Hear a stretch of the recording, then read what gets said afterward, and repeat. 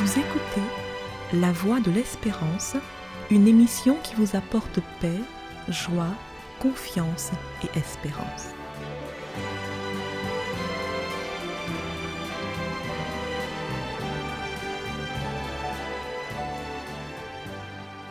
Bonjour la Guyane et bonjour à tous depuis la Guyane. Avec cette édition, nous terminons la série spéciale de chroniques consacrée à la famille.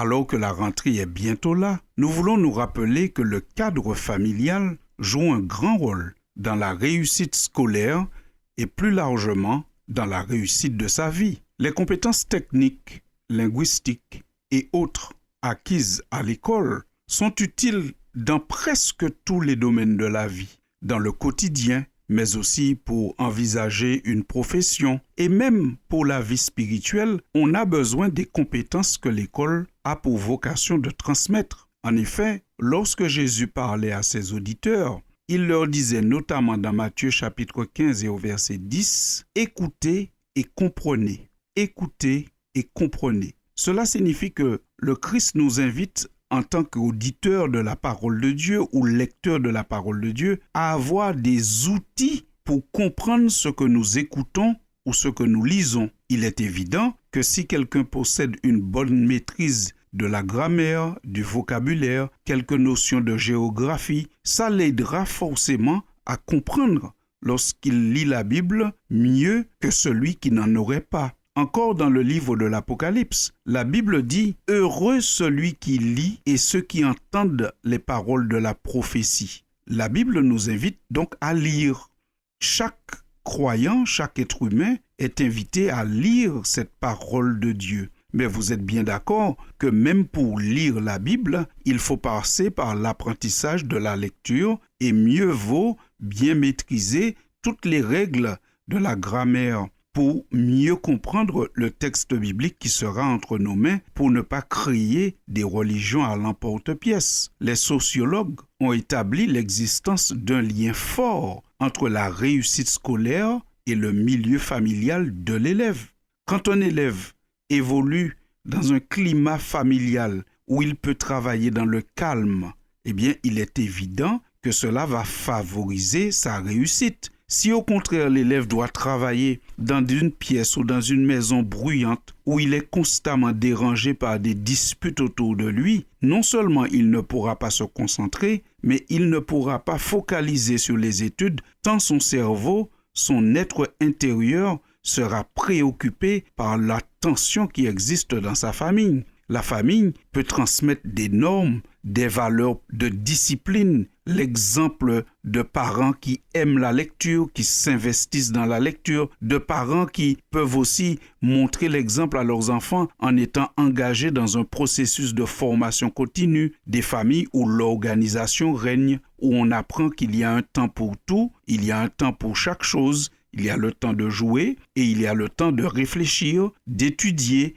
de se former. Il y a le temps pour l'exercice physique, il y a le temps aussi pour exercer ses neurones. La famille joue un grand rôle pour la réussite de l'enfant parce qu'on sait aussi que lorsqu'un enfant va à l'école, il a besoin d'une bonne alimentation. Une bonne alimentation qu'il prend en grande partie à la maison, notamment le petit déjeuner, qui est le carburant qui est donné au corps et à l'esprit le matin pour permettre à l'enfant de bien vivre sa journée à l'école. L'enfant qui grandit dans une famille équilibrée développe aussi une bonne estime de soi, parce qu'on sait très bien que lorsque nous avons une bonne estime de nous-mêmes, nous sommes mieux à même de rentrer dans un groupe, de socialiser, de participer par exemple à une classe. On aura moins peur de parler, on aura moins peur de se tromper parce qu'on sait que si on se trompe, ça ne veut pas dire qu'on est nul, c'est tout simplement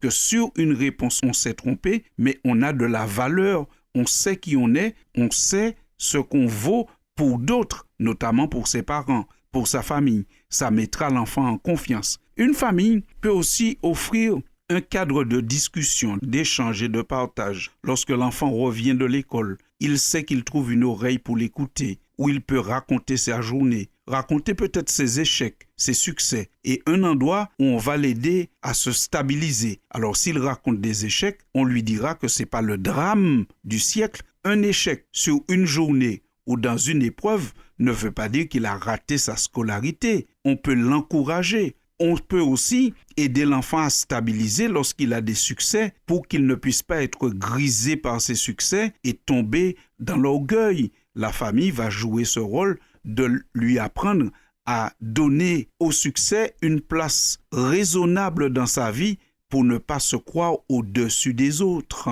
L'école transmet normalement des valeurs qui sont utiles pour toute notre vie. Et la foi chrétienne ne peut, en cette fin de vacances et bientôt en ce début d'année scolaire, qu'encourager les familles à s'organiser, se mobiliser, consacrer du temps, de l'énergie et même des fonds, de l'argent pour aider les enfants à réussir à l'école.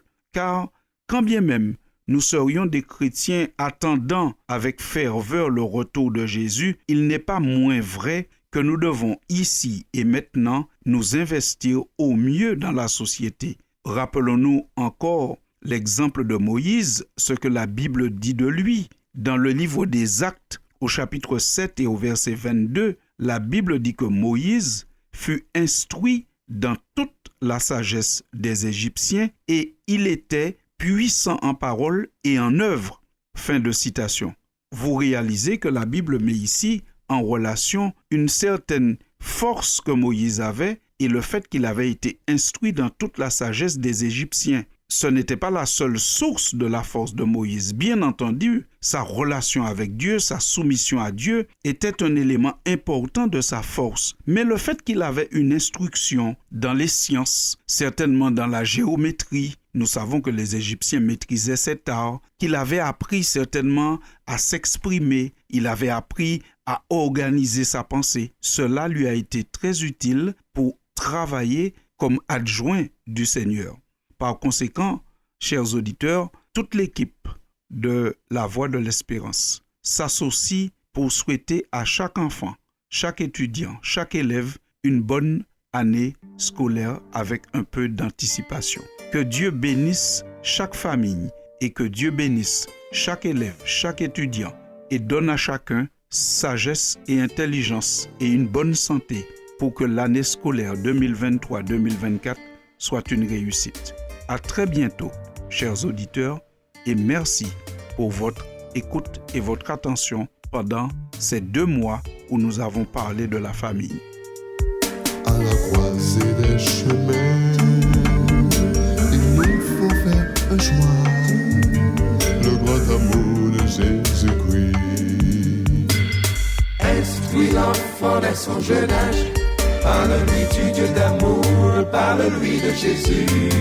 Instruis l'enfant dans la voie qu'il doit suivre. Oh oui, prends-le par la main, montre-lui le chemin. Instruis l'enfant dès son jeune âge. Parle-lui du Dieu d'amour, parle-lui de Jésus. Instruis l'enfant dans la voie qu'il doit suivre, afin que devenu grand, il ne s'en détourne pas. Afin que devenu grand, il ne s'en détourne pas. Afin que devenu grand, il ne s'en détourne pas. C'était La Voix de l'Espérance, une émission préparée par l'Église adventiste du 7e jour. Si vous désirez avoir une copie de la causerie d'aujourd'hui, demandez-la. Elle vous sera donnée gracieusement. Écrivez à La Voix de l'Espérance, boîte postale 169 97 324, Cayenne, CEDEX, ou téléphonez au 0594 25 64 26. Merci chers auditeurs et à bientôt.